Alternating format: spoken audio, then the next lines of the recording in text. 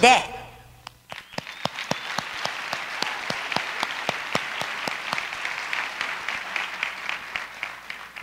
We entered this E3 with a momentum, and we will build on it in the month ahead.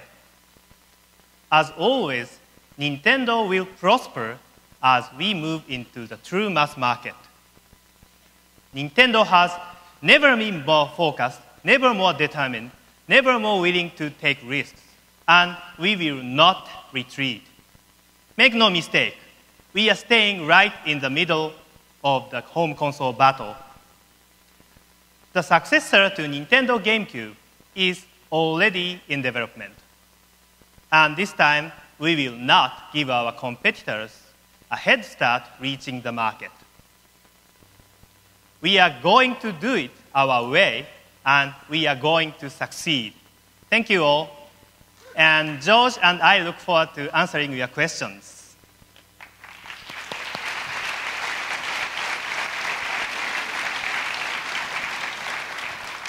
Thank you, Mr. Iwata. We've received hundreds of inquiries worldwide from the media in recent weeks, and we've tried to select some of the best that represent the most frequently asked questions to answer for you here today. To deliver those questions to us, we've invited Edward Williams with Gerard Cloward Madison to moderate. So Ed, come on up and ask those questions.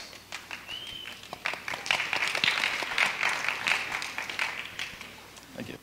Thank you very much for asking me to help you out.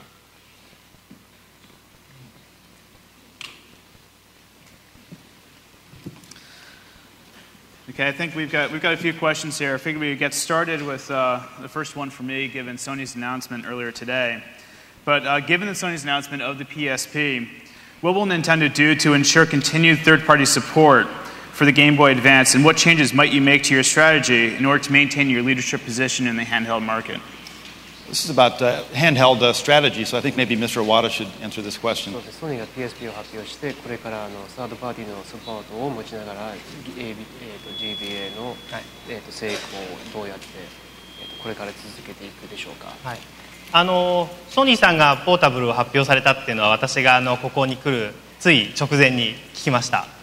で、2004年の、年末に発売されるということと、それから値段も何もまだ発表されていない、ただいろいろな機能を詰め込んだ非常にソニーさんらしいマシンだなと思いました。 Of course, immediately before coming here this morning, I did hear that Sony has indeed announced a portable game player, but I think the fact that that's, the launch date for that is Q4 of 2004, and they haven't announced a price point. But the fact that they have included all of these different elements to it and connection features seems very Sony-like to me.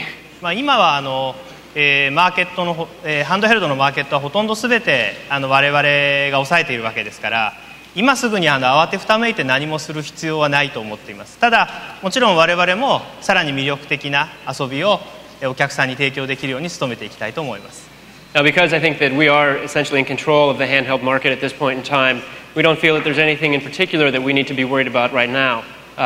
Essentially, what we're going to continue to do is what we do best, and that's innovate, provide innovative gameplay and new forms of fun. The next question comes from Jeff Keighley with Business 2.0. If Nintendo continues to pursue its current strategy, which eschews media convergence in favor of pure gaming, does the company realistically think it can be the market share leader in future console generations, or is Nintendo satisfied being a small but profitable niche player? I think that's a question I can probably answer. Actually, we believe that the further our competitors move away from pure gaming into these other capabilities, the more we are going to be strong.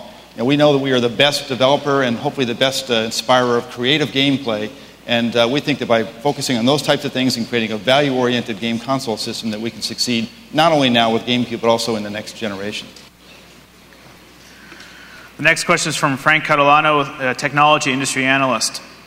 Nintendo has tried to age up the GameCube by introducing games for an older audience. How successful has this been, and how much of an emphasis will be placed on this in the next year? I think I can answer that question also. Well, people tend to forget that already of our GameCube owners, 40% of them are over the age of 18. So it's a very, very powerful audience. We've made some great strides here in adding games to our own core portfolio with things like the Resident Evil franchise and many things you saw today like Metal Gear Solid and others. But one of the things we can't forget, though, is that great games like Mario Kart and some of our franchise games really do appeal to a wide audience. So we think we're adding to our portfolio, but still building on our strength of our core franchise characters. Okay. Next question is from Stephen Kent, a freelance industry reporter. Has Nintendo discovered the internet yet? Will we see GameCube connect to anything more than Game Boy Advance in the near future? I think that's really more of an online or connectivity type question, if Mr. Iwata would want to answer that one. まず最初に申し上げておきますけど、私はネットワーク技術をゲームに応用することには別に否定的ではありません。Well, the first point that I'd really like to make clear here is that Nintendo does not feel that network technology is incompatible with gaming. We don't think that's the case at all. ただこれだけ多くの人が次はオンラインゲームだといろんなチャレンジをしているのに、なぜ誰も大儲けしてないのかって考えると、やはりビジネスモデルの構造そのものに問題があると言わざるを得ないと思います。I think really the fact that we've had so many people working so hard on online games for so long, and yet we've really failed to see a killer app that's really boosted online gaming the way we would have expected by now, really raises questions about the fundamental business structure of online gaming. だから私は毎月お金をお客さんからいただかなくても、できるようなネットワーク技術の使い方はないのかということをずっと考えてまして、そういうことをですね、近い将来皆さんにお話できたらいいなと思って研究を続けています。So we at Nintendo have been and will continue to research ways that we can use online features in games without having to rely on this existing business structure of charging people monthly for this type of service. We'll continue our research and we hope to be able to tell you all about something related to this sometime in the near future. Okay. This next question was anonymously asked. What are your unit projections by territory for this fiscal year, and are you confident you can meet them? It's really that's a business forecast type of question, so I think Mr. Iwata should probably address that. 我々来週決算発表を控えてまして、そこで今期のね、来年の3月までの販売予測をお話しすることになっているので、今詳しい数字はお話しできないんですよ。Well, we're going to be announcing our final fiscal results next week. So unfortunately today I'm not going to be able to discuss in detail our goals for the coming period through March of next year. それで我々はゲームキューブを、今日の時点でお話しできるのは、我々はゲームキューブを世界中で約600万台、それからゲームボーイアドバンスを2000万台売るということを目標にしてまして、それは十分に達成可能だと自信を持っております。What I can say today is that worldwide, we intend to sell 6 million GameCube hardware units and 20 million Game Boy Advance hardware units within the coming year, and we think that those goals are definitely within our reach. This next question is from Edward Wu with Wedbush Morgan Securities. What is the outlook for console and software pricing for GameCube and Game Boy Advance? I think I can answer that question. We'll start with software. We believe that software pricing can stay where it is with really great first releases on GameCube coming at $49 and the Game Boy Advance titles coming at $34 or $39. So we don't see any risk there to our first-party titles. In fact, as we look at software pricing, we've seen some erosion in the unit prices, but the overall dollar spent on software has been up in the first quarter.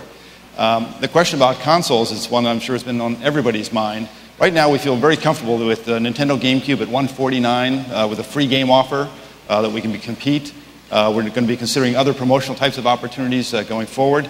And we're confident that what we've heard from our competitors at this E3, that'll put us in very good shape. Okay. This next question is from Mike Antonucci with the San Jose Mercury News. Given the critical praise of the GameCube and its many games, why hasn't the GameCube...